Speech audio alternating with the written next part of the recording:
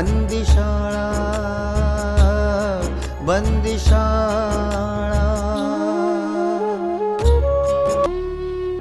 बंदिशाळा बंदिशाळा।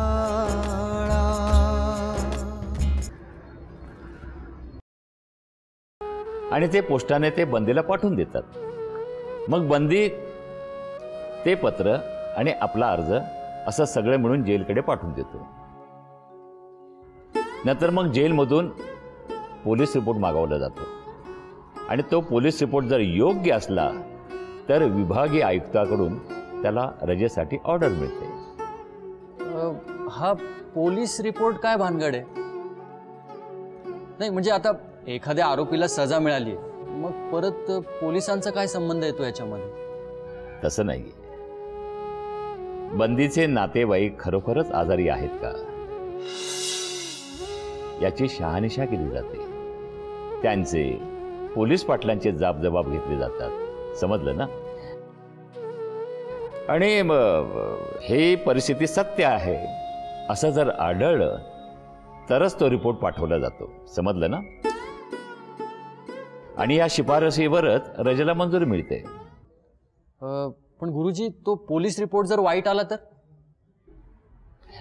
हे बघ मोहन, सजा लागल्यावर सुद्धा बंदीला छळण्यासाठी पोलिसांचे रिपोर्ट हे मोठे हत्यार पोलिसांच्या हातात असतं। त्याचं काय बाबा, जरा हात ओले केले की सगळे रिपोर्ट नॉर्मल येतात, काही प्रॉब्लेम नसते। अर्थात हळूहळू तुला हे सगळं कळेलच। अरे बाबा, कारागृह हेच मोठं विद्यापीठ आहे कायद्याचं। खरंय गुरुजी, इथल्या अडाणी बंद्यांनाही सगळ्या कायदा, कलम, रजा ह्या सगळ्या गोष्टी माहिती आहेत, पण मला अजूनही काही कळत नाही। अरे 14 वर्ष इथं काही लोक आहेत, त्यांना काम काय केसच्या चर्चेशिवाय? प्रत्येक जण इथून बाहेर पडण्याचा प्रयत्न करत असतो, मार्ग शोधत असतो। यार खूप रात्र झाली, मला लय झोप आली, मी जातो। उद्याच्याला करूयात आपण। ठीक आहे, चला गुरुजी, येतो मी। गुरुजी, मला सुद्धा इथनं कायमचं बाहेर पडायला मिळेल? तुझं अजून हायकोर्ट बाकी आहे, त्या हायकोर्टात काय होतं ते नीट बघ। मला वाटतं हायकोर्टात तुला नक्की न्याय मिळेल। आणि असेच बोलता बोलता मी तुझी केस समजावून घेईन, काही काळजी करू नकोस। तुझ्याकडे जजमेंट सीट आहे ना? हो, माझ्याकडे संपूर्ण फाईलच आहे, मी देईन तुम्हाला। नाही घाई नको, सवडीनं दे मला, आणि मी वाचून बघतो। पण मला एक सांग, त्याची आणि तुझी मैत्री कशी काय झाली? नाही म्हणजे तुझ्या गावचा आहे तो? नाही, तो माझ्या गावचा नाही, पण मी जेव्हा आफ्टरला आलो होतो ना तेव्हा भावशाच्या सांगण्यावरून त्याने माझी खूप मदत केली होती। तेव्हापासूनच आम्ही एकमेकांना ओळखायला लागलो आणि आमची मैत्री झाली। आणि त्याच्यावर केस कसली आहे? आणि त्याला सजा कोणती केली? त्याच्यावरती बलात्काराची केस आहे आणि 10 वर्षाची सजा झाली आहे त्याला। अच्छा, त्याच्याबद्दल तुला काही माहिती आहे? नाही म्हणजे त्याचं घरदार, तो काय करत होता, वगैरे वगैरे वगैरे, नाही का? नाही, तो अजिबात शिकलेला नाही। तो संगमनेर तालुक्यामध्ये एका वीटभट्टीवरती मॅनेजर म्हणून होता। तिथे मुली असायच्या कामावरती, हा त्यांचा गैरफायदा घ्यायचा। तो त्यांना सरळ कामावरनं काढून टाकायची धमकी द्यायचा। मग काय, मुली तयार व्हायच्या। बाप रे, भयंकरच आहे। त्या मुली याला प्रतिकार करत नसत? काय ना गुरुजी, गरिबी खूप वाईट असते, पोटासाठी काहीही करायला लावते। तेही खरंय म्हणा।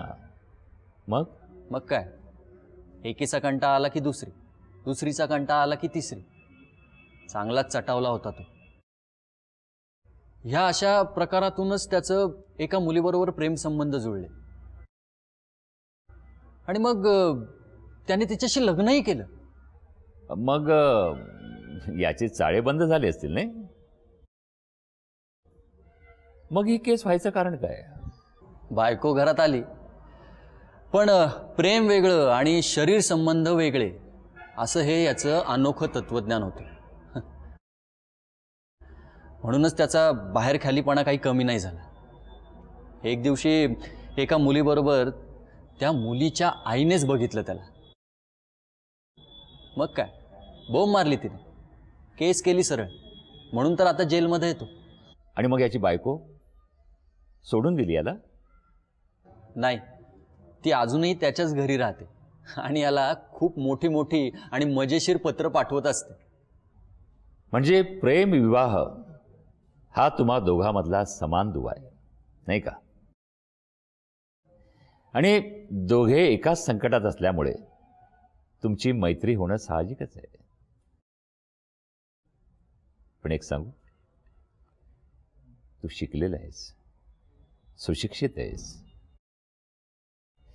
तेव्हा जेलमध्ये मैत्री करताना 1000 वेळा विचार करावा. त्याचं काय, जोपर्यंत जेलमध्ये आहे तोपर्यंत सगळे आपले मित्र, त्यांना काही देणं घेणं लागत नाही. पण एकदा का जेलमधून बाहेर पडले की कुणीही कुणाचं नसतं. लक्षात ठेव, मी काय सांगतोय त्याचा नीट विचार कर. चला, हवालदार यायच्या आधी मला निघावं लागेल. मी आलो तर चालेल तुमच्या बरोबर? हो चालेल ना, पण आता नको. आता खूप उशीर झालाय.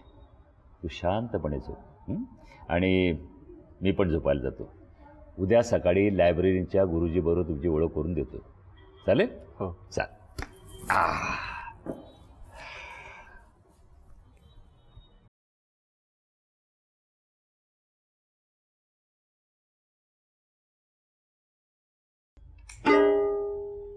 शेफाली, गाणं एक गाणं. ठीक आहे.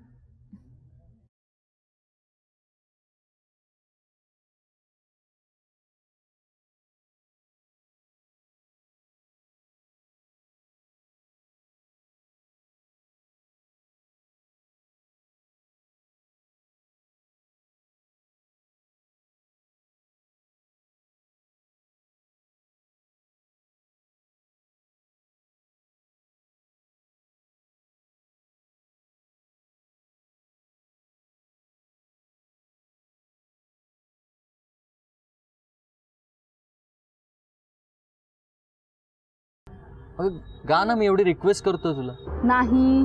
तू खूप सुंदर गातेस. अरे हो, पण इथे नाही. अरे हे काय कॉलेजमध्ये काय रे? सी बाबा नाही. मग काय झालं, एक गाणं म्हण, जुनं गाणं म्हण एखादं. नाही, असं काहीतरी भलताच हट्ट करू नको जे मला जमणार नाहीये. Please please please. अगं पण एखादं तरी नाही रे. तू नाही. बॉब्या, तू इथं काय करतोयस?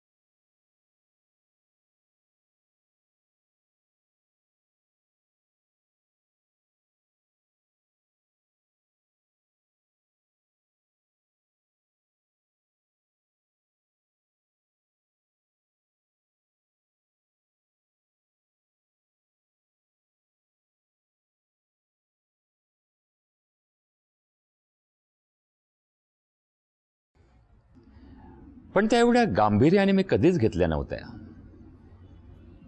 प्रत्येक जण आपापल्या सोयीचा पर्याय त्यासाठी निवडतो. चालायचंच. तरुण वय आहे, उसळत्या तारुण्याला लगाम तरी कुठवल घालणार. पण असा टोकाचा पर्याय वापरणारे बंदी अगदी कमी आहे. त्यांचे चेहरेही लगेच लक्षात येणारे. सगळे एक जात संस्कारहीन, सराईत गुन्हेगार, सातत्याने जेलच्या वाऱ्या करणारे, सुटून जाण्याची आशा सोडलेले. त्यांचं वागणं बोलणं बेफिकिरी लक्षात येणारे. कोणत्याही संस्काराने त्यांच्यात वाढलेले गुन्हेगारीचे बीज उखडणं केवळ अशक्य. पण हा तर चांगल्या सुसंस्कृत कुटुंबातला, वागण्या बोलण्यात आदब असलेला. अशा मुलाकडून असं काही अघटित घडेल यावर कोण विश्वास ठेवेल?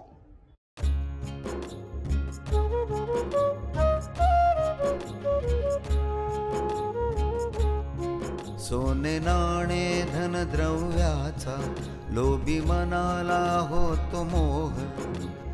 जिवंत बुडवून ठार मारतो शृंगाराचा भयाण डोह. जागो जागी फसवे चकवे मृत्यू लावितो फास सापळा. भलेपणाची शिकवण देते कैद्यासाठी बंदिशाळा. बंदिशाळा बंदिशाळा.